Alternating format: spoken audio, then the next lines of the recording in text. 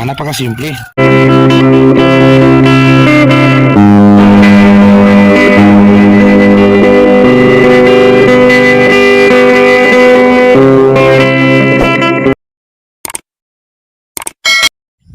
Sakto morning mga kasakto.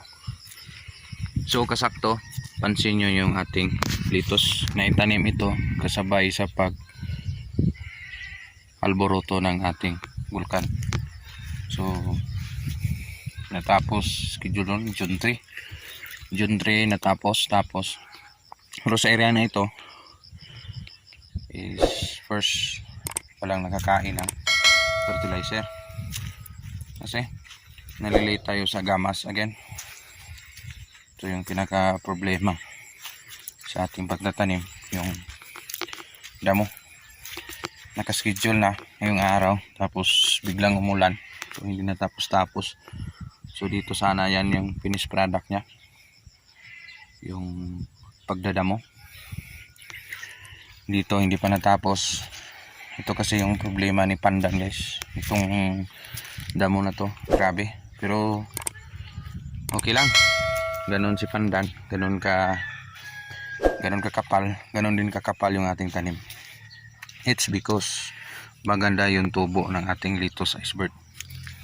So pansin nyo naman, isang fertilizer pa lang yan, pero parang kumain na ng dalawang pakainan. Yan, hindi pa napatapos. Napakagamas. Again, yung tao natin dito is doon sa kabila pa. So baka bukas matapos na to.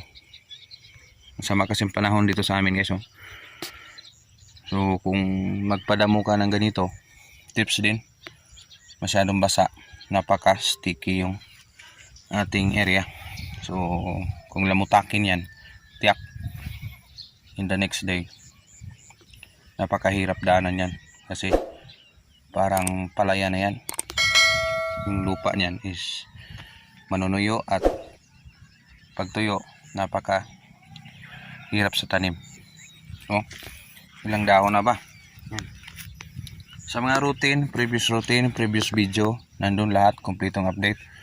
Sa ngayon, yung update lang muna sa nangyayari yung ating sa taon na to, first batch yung ating Litos Iceberg. First batch ito. Pansin nyo dito sa may gitna yung binabad ko na fertilizer. So yan, naka-prepare na. In the next following days, matapos na, sabay na silang pakainin. Again, sa pagpakain, second application sa pagpakain, dapat yung fertilizer is nakababad talaga. The next 10 days, apply agad ng tresira. So kunin mo na yung damo at saka lagay doon sa gilid, tapos focus na sa fertilizer. So yon ang proseso nito. So every puno, tanong ilang litro sa isang puno. Sa fertilizer, kung makuha na yan dyan, kukuha tayo ng isa sa isang container. So yun ang pinaka best result. Proper mixing, first ni proper mixing is kada kuha mix, tapos kada puno mix. Yun ang pinaka magandang pagkain. Yung may higop talaga si Litos pag ganyan yung style na pagkain. Bakit hindi natin pinakain na pwede naman pakainin siya na may damo? No, because si damo lang yung kukuha ng pataba. Natural, lalabas si damo after gamas. Yeah, marami ng lamas, pero hindi siya ganun ka lakas. Weak na siya, naparalisa na siya, yung ganyan. Yung makaunang higop is yung ating Litos. Hindi nga sabay-sabay because may konting problema sa ating financing. Hirap din pag yung ating finance is konti lang, hanap pa tayo sa ibang tanim at dito naman i-input. May output sa ibang tanim, dito na natin i-input. Yun ang pinaka mahirap. And then second is yung kapal na mukha ni damo. Makapal talagang mukha ng damo na to. So sige lang, at least makapal din yung ating tanim. Yan, pansin nyo. Yan, lumalaban yun, no? Yan. Makapal yung damo, makapal din yung tanim. Okay lang yan. Huwag kayong mabahala. At least isang pakain. Dalawang pakain. Hindi na siguro to. At insigida sa isang linggo, follow up agad ng trisera.